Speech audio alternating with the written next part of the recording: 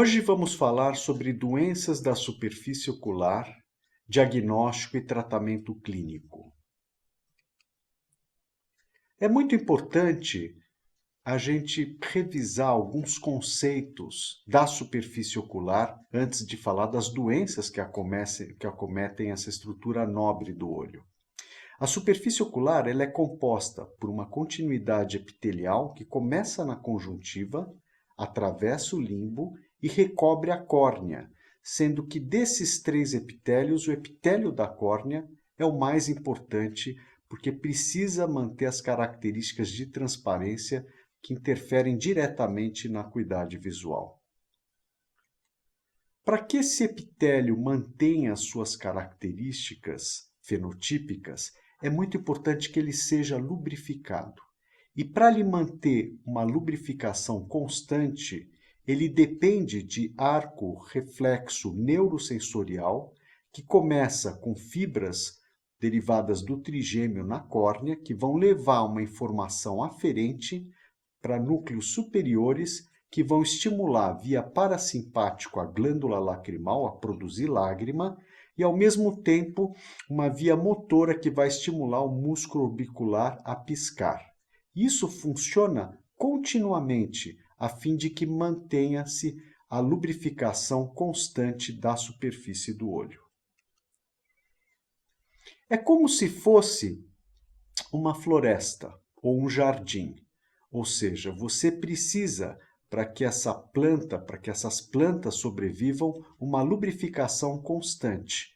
Ao mesmo tempo, você também precisa que você tenha cada planta produzindo uma semente que vai constantemente estar regenerando aquelas plantas desse jardim ou dessa floresta. Tudo isso, juntamente com as vias aferentes e eferentes neurosensoriais, vão compor o que a gente conhece como unidade funcional da superfície ocular ou unidade funcional lacrimal. Existem doenças que vão comprometer esse equilíbrio dessa unidade funcional da superfície ocular. Doenças simples, às vezes como um pterígio, que também pode ser um pouco mais complexo, como esse pterígio de duas cabeças, ou então doenças mais complexas, como as doenças cicatriciais que afetam a superfície ocular. Dentre elas, existe a queimadura e doenças imunomediadas que muitas vezes podem comprometer, inclusive, a acuidade visual. Em 2000, nós caracterizamos 6 tipos de disfunções ou de alterações que podem afetar a superfície ocular. Dentre elas, nós temos alterações das pálpebras, o olho seco, quebra daquela via neuroanatômica, inflamação, alterações do solo ou da membrana basal e a deficiência das células tronco do limbo. Talvez a mais emblemática e a mais importante do ponto de vista conceitual e de classificação dessas alterações seja a deficiência das células tronco do limbo. E é por isso que o limbo é extremamente importante para a manutenção da regeneração constante da superfície transparente da córnea. Nós sabemos que no limbo, na camada basal das paliçadas de Vogt, encontram-se as células tronco responsáveis pela constante regeneração epitelial, ou seja, são células que vão estar constantemente se dividindo e produzindo células transitórias e células mais maduras que vão descamar, mantendo então constante esse repertório ou essa camada epitelial corneana. Em 2019, nós, juntamente com outros especialistas, concluímos o primeiro consenso global sobre deficiência de limbo. Depois de um trabalho de 10 anos, nós conseguimos, com isso, definir e classificar as doenças que causam esse tipo de condição. A deficiência límbica ela pode ser classificada em causas primárias, como por exemplo a aniridia, ou causas secundárias que podem ser divididas em causas imunomediadas, como doenças tipicamente imunomediadas, como pemfigoide e Stevens-Johnson, e causas não imunomediadas, como doenças traumáticas, exemplo, queimadura química e térmica, causas, por exemplo, ligadas ao uso de lente de contato, infecção, cirurgias ou mesmo proliferativas, como, por exemplo, pterígio ou mesmo tumores da superfície do olho. Nós fazemos o diagnóstico da deficiência do limbo baseado em alguns sinais clínicos. E a partir desses sinais clínicos, nós também conseguimos estadiar a deficiência de limbo em 3 grandes grupos, estágio 1, 2 e 3, que pode ser dividido em A, B e C, de acordo com o grau de comprometimento do limbo e também de acordo com a invasão à área central da córnea. Então vamos ver aqui, por exemplo, estadio 1, onde você vai ter uma deficiência parcial do limbo, ou seja, não chega a ser 100% do limbo, e você não vai ter o comprometimento da córnea central. Ela pode ser dividida em A, B ou C. A, menos do que 50% do limbo comprometido, B, entre 50% a 75% do limbo comprometido, e C, quando você tem praticamente todo o limbo comprometido, mas você não tem a área central da córnea afetada. No estadio 2, aí você já tem a invasão da córnea central. E o estadio 2 pode ser classificado em A, quando é menos do que 50% da área límbica envolvida, ou B, quando você tem mais do que 50% da área límbica envolvida.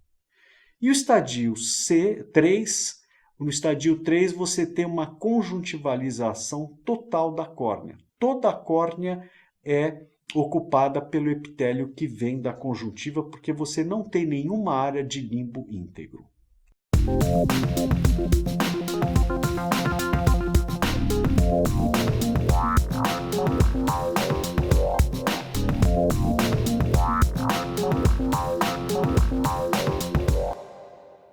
Hello, everybody. My name is Jason Nichols, and I'm the program chair for the Global Specialty Lens Symposium and our new meeting, the Global Myopia Symposium. We look forward to bringing you cutting-edge information each year. And again, we look forward to hosting you in 2021. Thanks, everybody. Aqui vocês veem alguns exemplos clínicos do estadio 1, onde você não tem envolvimento da córnea central. Estadio 2, você já chega a ter comprometimento da córnea central, ou seja, são casos que você já começa a ter repercussão na visão. Estadio 3, uma conjuntivalização total, 360 graus de deficiência de limbo. Muitas vezes, a identificação clínica não é tão clara e você precisa de outros testes diagnósticos, como, por exemplo, a citologia de impressão, que vai caracterizar o tipo de epitélio que está na córnea. Se você encontrar células caliciformes, que são células tipicamente da conjuntiva, no meio da córnea, você sabe que se trata de uma deficiência de limbo. Existem outras maneiras, a utilização de biomarcadores, que através do uso da imunohistoquímica ou da imunocitoquímica nos ajuda a identificar e melhor caracterizar essas células. Muitas vezes, um paciente não tem uma conjuntiva com células caliciformes e você precisa, então, aprimorar utilizando esses testes com marcadores biológicos.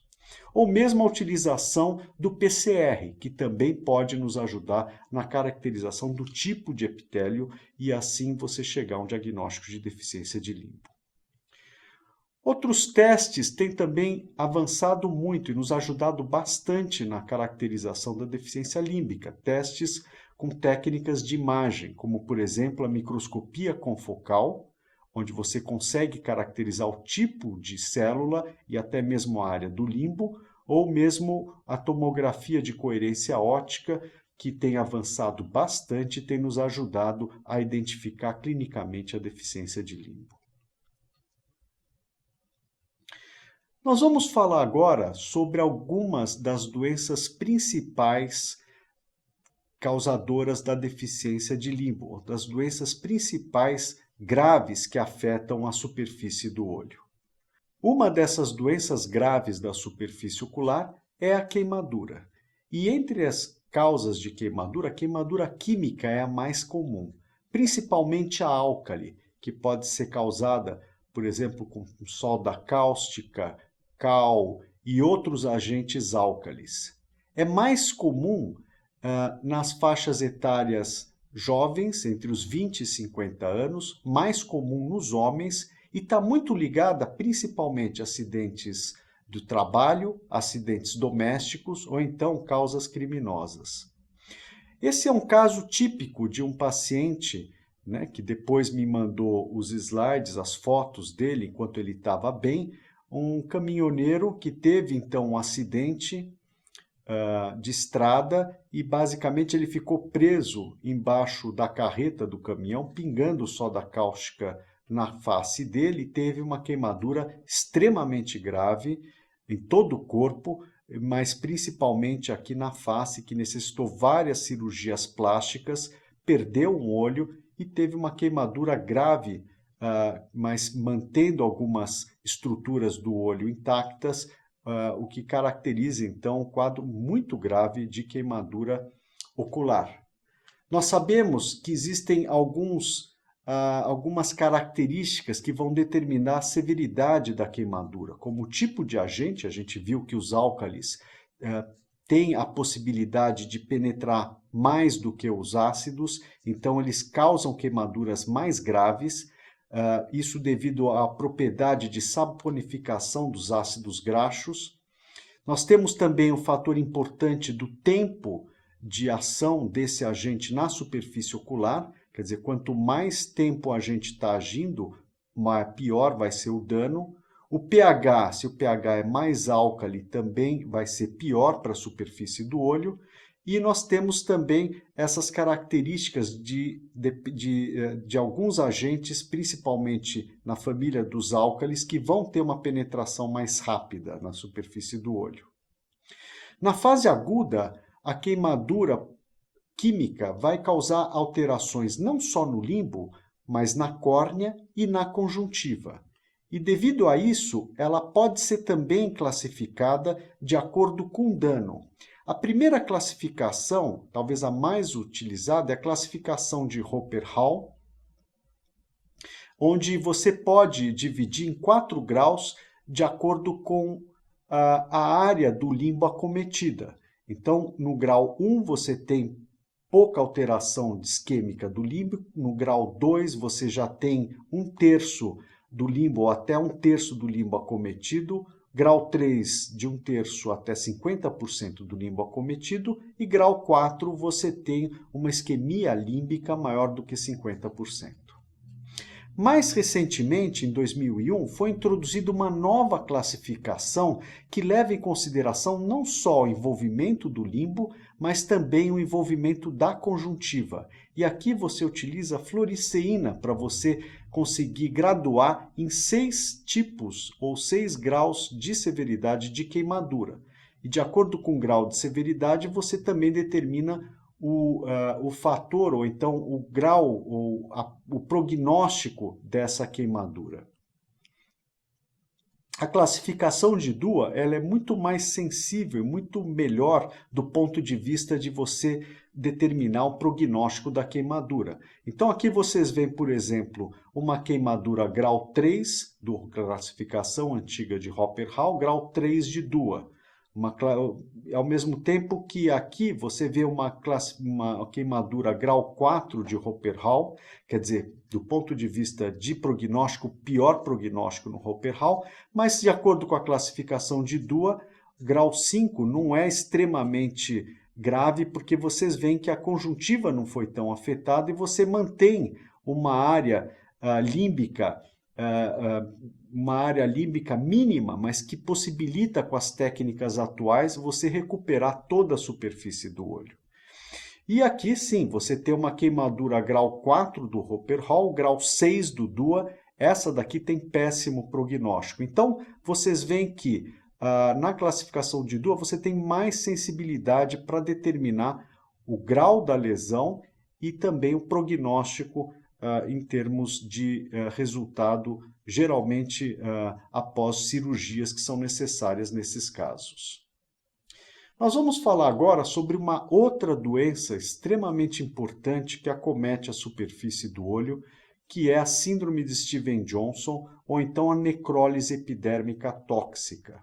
Na verdade, essas doenças fazem parte de um espectro de reações agudas que envolvem a pele e as mucosas, causadas por uma resposta imunomediada a medicamentos ou à infecção.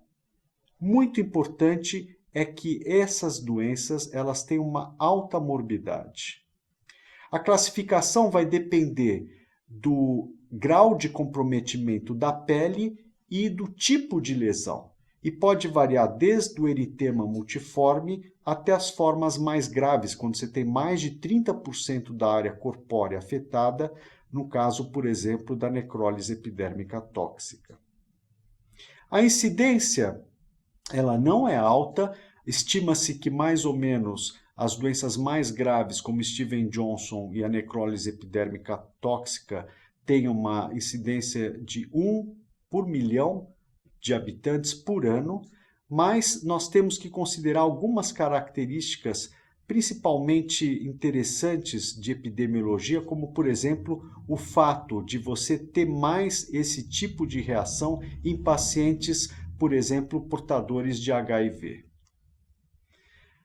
Alguns anos atrás, nós realizamos uma avaliação epidemiológica dos nossos pacientes na Unifesp, onde nós detectamos que uma maior frequência, uma maior incidência dessa doença em pacientes do sexo feminino e uma média de idade extremamente baixa, em torno de mais ou menos de 27 anos de idade, ou seja, pacientes jovens. Quando você vai observar os fatores envolvidos na patogênese dessas doenças, você tem basicamente 3 fatores envolvidos: fatores genéticos, fatores infecciosos e fatores medicamentosos. Em relação a fatores genéticos, existem alguns estudos liderados principalmente pelo grupo de Kyoto, no Japão, que procuraram identificar um perfil do sistema imunológico que predispõe esse tipo de reação. Existem vários estudos na população japonesa e, mais recentemente, juntamente com o nosso grupo, o grupo de Kyoto, nós então conseguimos identificar o perfil dos nossos pacientes aqui no Brasil. Isso comparado com os pacientes japoneses, pacientes indianos, pacientes de outras etnias, outros países, nós conseguimos detectar que os nossos pacientes com Stevens-Johnson têm um perfil HLA tipo A 0206 e HLA-B 4403 numa grande porcentagem de pacientes.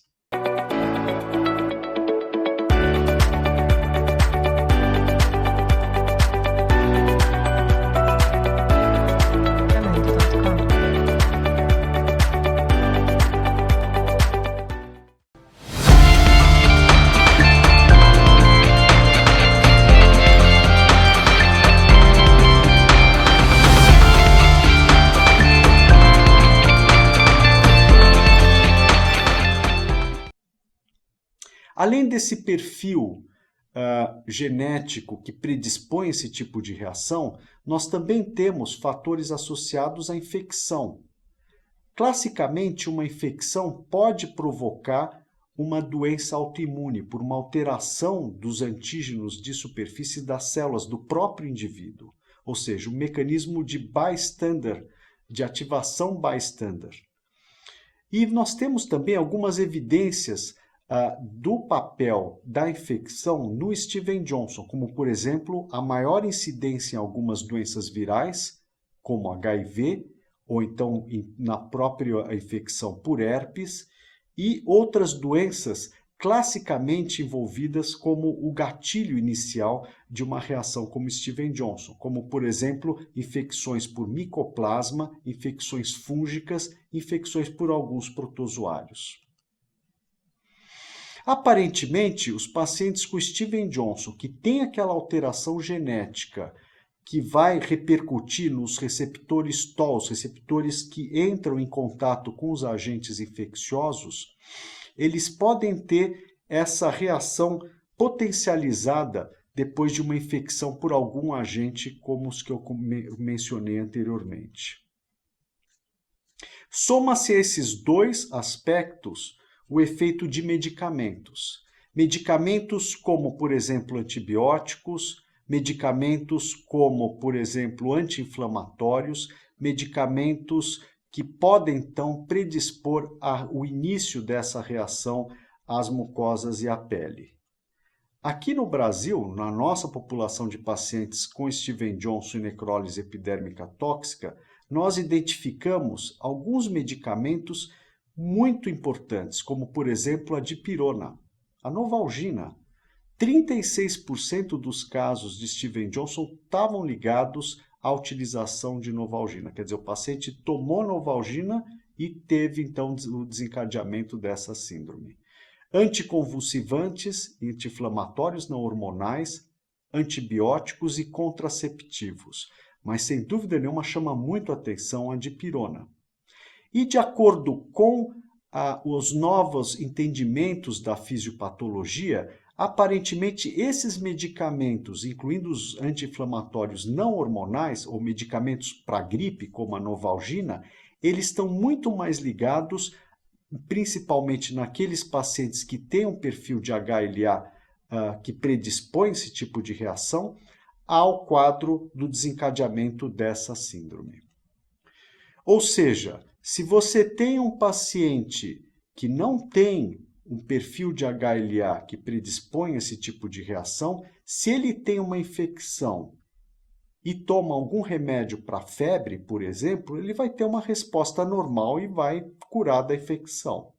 Mas o paciente que tem a predisposição genética com HLA tipo A e tipo B, com aquele perfil, se ele tem uma infecção viral ou uma infecção bacteriana ou por protozoário, que seja, ele tomando o medicamento, ele vai ter então esse tipo de reação, sendo que essas medicações, principalmente os anti-inflamatórios, os medicamentos antigripais e contra a febre, eles costumam dar esse tipo de reação e você tem então o início de uma reação como o Stevens Johnson. O Stevens Johnson e a necrólise epidérmica tóxica, assim que inicia a doença, ela tem uma fase aguda que tem um período prodrômico que dura mais ou menos 2 semanas, onde o paciente vai ter febre. Febre é um sintoma muito importante e frequente, dor de cabeça, dor de garganta, e depois ele passa a ter a doença aparecendo na pele e nas mucosas, mucosa oral, mucosa genital, mucosa ocular.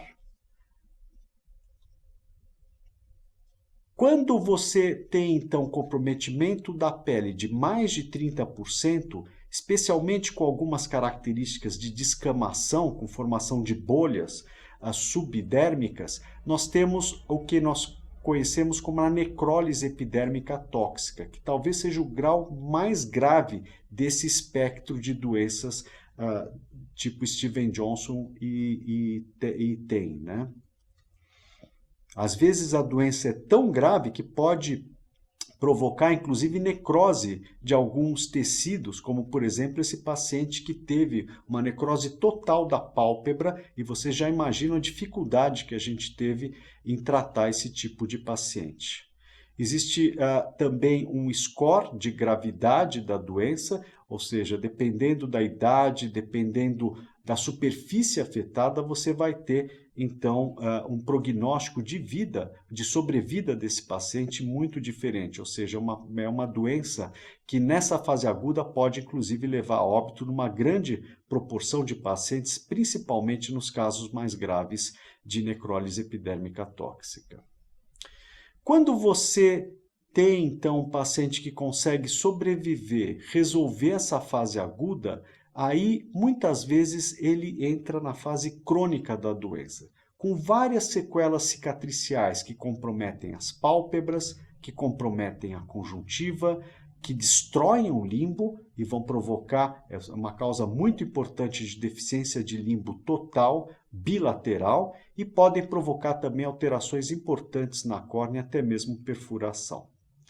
Todas essas alterações da fase crônica podem ser classificadas e têm que ser tratadas, na maior parte das vezes, com procedimentos cirúrgicos, que vai ser objeto de uma outra apresentação. A terceira doença ocular grave que acomete a superfície do olho é o pemphigoide cicatricial. O pemphigoide cicatricial afeta principalmente as mucosas, é um espectro, é um tipo do grupo das doenças bolhosas do pênfigo, mas tem algumas particularidades, principalmente pelo fato de não afetar tanto pele, mas afetar muito mais as mucosas. A incidência também é parecida com Steven Johnson, mais ou menos 1 por milhão por ano. É mais frequente também em mulheres, mas aqui a doença aparece mais em pacientes mais velhos, por volta dos 65 anos. Não tem preferência geográfica ou racial. Interessante que 70% dos pacientes com pemphigoide apresentam uma doença ocular que pode levar à cegueira em 27%. A fisiopatologia está ligada à formação de autoanticorpos que vão atacar a membrana basal da conjuntiva. E aí vai determinar uma série de alterações clínicas que podem ser divididas numa primeira fase com a formação de uma fibrose subepitelial na conjuntiva, uma inflamação conjuntival crônica com a formação dessas fibroses. Depois vai evoluindo para um encurtamento do fundo de saco, que vai evoluindo para a formação de simbléfaros, destruição do limbo, alteração da margem da pálpebra, inversão da pálpebra, entrópio, triquíase e na fase final, que lembra muito os casos crônicos de Steven Johnson, vai levar ao anquilobléfaro, queratinização total da superfície ocular e perda da visão. O teste que tem que ser utilizado para o diagnóstico diferencial dessa doença é a imunofluorescência da conjuntiva, quando você então detecta o depósito de imunocomplexos na membrana basal da conjuntiva. Existe uma positividade em torno de 60% a 80% e a sensibilidade pode melhorar um pouco com a associação da imunoperoxidase. Em relação ao tratamento clínico das doenças da superfície ocular. Primeiramente, a gente pensa na utilização de lubrificantes para repor a lágrima. Muitas dessas doenças têm realmente olho seco combinado. Então, os lubrificantes, seja na forma de gotas, géis ou então pomadas, é muito importante. Existem várias moléculas, das quais algumas conseguem substituir melhor uma das camadas, um dos componentes da lágrima, ou outros componentes, como por exemplo algumas moléculas com componentes lipídicos, para os casos que você tem mais comprometidos as glândulas de meibômios. Além dos lubrificantes, nós temos componentes que também substituem ou melhoram a matriz extracelular, como por exemplo derivados da fibronectina, que pode ajudar casos onde você tem problema de epitelização. Você também pode ter o próprio hialuronato, que além de ser um excelente lubrificante, ele acelera a migração epitelial. Isso daqui é resultado de um estudo que nós publicamos no British Journal, em cultivo de células epiteliais da córnea, com e sem hialuronato de sódio, mostrando que o hialuronato se liga a receptores da membrana epitelial e ajudam a que essas células migrem de uma maneira mais eficaz.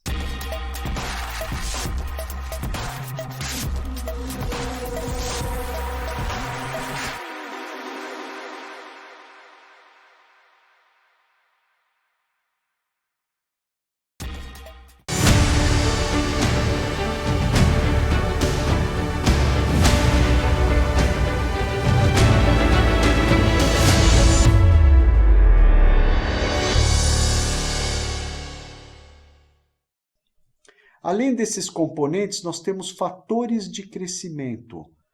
A córnea, ela é avascular, ela depende muito de fatores de crescimento produzidos por células epiteliais ou células dos próprios ceratócitos. E esses fatores de crescimento, como o EGF, na forma tópica, também melhoram e promovem a cicatrização epitelial e podem ser utilizados nessas doenças da superfície ocular. Mais recentemente foi descrita a ação do Neural Growth Factor, ou do fator de crescimento neuronal, que é muito importante para a manutenção da regeneração epitelial e pode ser utilizado para esse fim. Nós temos também outros fatores, outras neurotrofinas, como, por exemplo, o Insulin Growth Factor, o fator de crescimento insulínico, que também ajudam a cicatrização epitelial, como vocês podem ver aqui nesse paciente que começou a utilizar esse medicamento e teve a cicatrização de um defeito epitelial crônico. Outras formas de tratamento clínico envolvem o uso de hemoderivados. Hemoderivados como o soro autólogo, que possui vários fatores de crescimento, vitamina A e, além de ser um bom lubrificante, ele também pode ser utilizado na diluição de 20 a 30% para cicatrização epitelial e para epiteliopatias típicas de doenças que afetam a superfície ocular. Existe toda uma formulação para a preparação do soro autólogo. A diluição pode variar de acordo com o grau de severidade da lesão, mas normalmente a gente utiliza ou inicia o tratamento nessa diluição entre 20% e 30%. Mais recentemente foi descrita a utilização do plasma rico em plaqueta, que parece ser mais rico em fatores de crescimento do que o soro autólogo e mais eficaz para o tratamento de algumas epiteliopatias. Existe mesmo a possibilidade da gente colocar um coágulo de plasma que pode ser então colocado sob uma lente de contato ou suturado sobre a superfície ocular, ajudando bastante a resolução de alguns quadros graves que podem afetar a superfície da córnea. Na Europa, atualmente, o oftalmologista também tem à sua disposição kits onde ele pode preparar o plasma enriquecido de plaquetas no próprio consultório e fornecer para o seu paciente, ou seja, é um tipo de tratamento que está sendo cada vez mais difundido para o tratamento das doenças da superfície ocular. Outros hemoderivados que estão entrando então no rol de opções terapêuticas clínicas para doenças da superfície ocular incluem a albumina e até mesmo o soro do cordão umbilical ou até mesmo extrato de membrana amniótica. Outros tratamentos médicos importantes ou clínicos importantes incluem inibidores da protease ou inibidores da via das quinases, como as tetraciclinas e derivados, tanto na forma oral quanto na forma tópica. E tratamento anti-inflamatório. E aqui eu lembro que existem várias doenças doenças graves da superfície ocular, que são imunomediadas. E você precisa tratar ou inibir o processo inflamatório sistemicamente. Então, imunomoduladores como a ciclofosfamida para pemfigoide pode ser utilizado para você controlar essa doença sistêmica que está atacando a membrana basal da conjuntiva. Ou então biológicos como o rituximab, que é extremamente eficaz para casos em que o paciente não pode utilizar imunomoduladores ou imunossupressores como a ciclofosfamida, ou a própria imunoglobulina intravenosa. Então, várias estratégias de acordo com o tipo de doença e com a severidade da lesão. Nós também usamos imunomoduladores ou imunossupressores sistêmicos quando nós vamos fazer cirurgia de reconstrução da superfície do olho. Existem vários protocolos para você utilizar 1, 2 ou 3 medicamentos para você então imunossuprimir o paciente antes dele receber um tecido halogênico. porque muitas dessas doenças acometem os dois olhos e o paciente precisa receber um tecido de um outro doador e aí precisa ser associado essa profilaxia imunossupressora para que ele consiga manter vivo ou viável esse enxerto halogênico. A imunomodulação também pode ser feita na forma tópica, com a utilização de corticoides ou então dos imunomoduladores tópicos. Deles, sem dúvida nenhuma, a ciclosporina tópica é a mais utilizada, é o que a gente tem comercialmente disponível aqui no Brasil, por exemplo. O que a gente tem que lembrar da ciclosporina tópica, que é muito importante, é que a sua ação não é rápida. E é por isso que você pode entrar com a combinação ciclosporina e corticoide nas primeiras semanas, até você ter a resposta da ciclosporina, e aí você vai suspendendo o corticoide para manter o resultado ou o efeito anti-inflamatório da ciclosporina. Mais eficaz e mais rápido do que a ciclosporina é o tacrolimus. O tacrolimus, que também tem um mecanismo similar de inibição seletiva da ativação dos linfócitos T, é muito utilizado para o tratamento de ceratoconjuntivite alérgica, com ótimos resultados. O problema, muitas vezes, é que alguns pacientes não toleram o tacrolimus tópico e você também pode ter alguns casos de recorrência de herpes em pacientes que têm uma história pregressa. Aqui alguns casos pré-tacrolimus e pós-tacrolimus de ceratoconjuntivite primaveril. Vocês veem a melhora nas papilas depois do uso ou da introdução do tacrolimus. Também pode ser utilizado o tacrolimus em outras condições, como no caso da ceratoconjuntivite flictenular, ou até mesmo em doenças como pemphigoide ou Steven-Johnson, para você melhorar a inflamação crônica que esses pacientes têm na conjuntiva. Os anti-inflamatórios, aí no caso o corticosteroide, pode ser também utilizado na via subconjuntival. A triancinolona, ela tem então essa possibilidade, porque a injeção da triancinolona pode durar, o efeito da injeção pode durar semanas, e pode ser utilizado, por exemplo, no pterígio, ou então em doenças alérgicas, como a ceratoconjuntivite primaveril, para o controle das papilas gigantes. E nós temos utilizado e publicado sobre essa estratégia em pacientes resistentes ao tratamento clínico convencional na forma tópica, com bons resultados quando você injeta ou infiltra no espaço supratarsal o corticoide de depósito. Existe mesmo a possibilidade da gente utilizar dispositivos de liberação lenta, e um deles é o Ozurdex, que é utilizado nas doenças de retina, mas que pode ser utilizado também para o controle da inflamação conjuntival, isso de uma forma off-label. Mas, sem dúvida nenhuma, abre perspectivas novas de corticoides ou imunomoduladores de liberação lenta para o tratamento dessas doenças. Fora o tratamento clínico convencional, as lentes de contato com os novos materiais, elas também permitem que você trate algumas das doenças da superfície do olho. Nós temos, sem dúvida nenhuma, a utilização do material de silicone e hidrogel tem melhorado bastante as nossas opções alternativas para a utilização da lente de contato, que além de proteger do trauma, também com a utilização dessas lentes com os novos materiais, permite com que não haja uma alteração muito importante do filme lacrimal e você consiga melhorar situações como, por exemplo, exposição e trauma palpebral.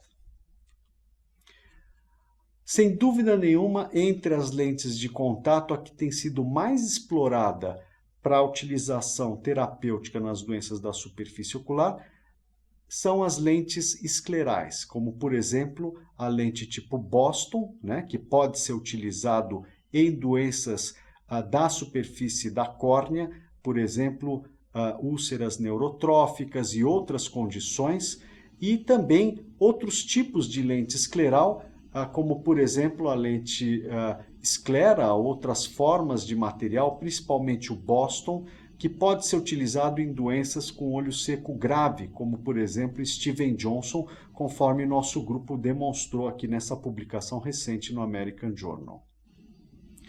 Lente de contato, também existe a lente de membrana amniótica, que pode ser utilizado em situações agudas, como uma queimadura aguda ou síndrome de Steven Johnson, o que vai favorecer a sua troca e na tentativa de diminuir o processo inflamatório da superfície ocular. Ou seja, lente de contato também é um ótimo instrumento da gente tratar algumas condições, seja na fase aguda ou na fase crônica. Para finalizar e concluir essa apresentação, nós vimos que as doenças da superfície ocular são várias e elas podem ser classificadas, principalmente as doenças graves que afetam essa estrutura nobre do olho, de acordo com o grau de comprometimento do limbo. Queimadura ocular, síndrome de Steven Johnson e necrólise epidérmica tóxica e pemphigoide são exemplos típicos de doenças graves da superfície do olho. O tratamento clínico inclui o uso de medicamentos tópicos, como lubrificantes, repositores da matriz extracelular, ou que mimetizam a matriz extracelular, fatores de crescimento, hemoderivados, inibidores de protease e anti-inflamatórios ou imunomoduladores. Todos esses tratamentos tópicos, combinados com lente de contato ou lente de membrana amniótica e outros procedimentos cirúrgicos, complementam o que nós temos de arsenal para tratar as doenças da superfície ocular. Obrigado pela atenção. Até mais.